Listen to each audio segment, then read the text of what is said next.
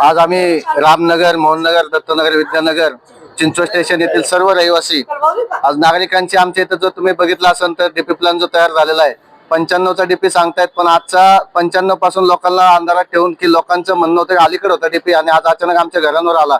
त्यामध्ये आमचं श्रद्धास्थळ असलेलं राम मंदिर सुद्धा यात घेतलेलं आहे. तर नागरिकांच्या घरावरून जर तुम्ही बुलडोजर फिरवत असाल तर तुमचा विकास आराखडा काय कामाचा आहे? नागरिकांची घरं घालून जर तुम्ही विकास करणार असाल तर अशाच नागरिकांच्या घरावर बुलडोजर फिरवता आणि सांगता की आम्ही डीपी करणार, रस्ते करणार, पण त्या रस्त्यांचा नागरिकांसाठी उपयोग पाहिजे की आवश्यक असेल तिथंच रस्ते करा. आमच्या इथं मोहननगरला कमीत कमी 3 रस्ते जे रामनगरला आलेले आहेत त्याचा आवश्यकताच नाहीये.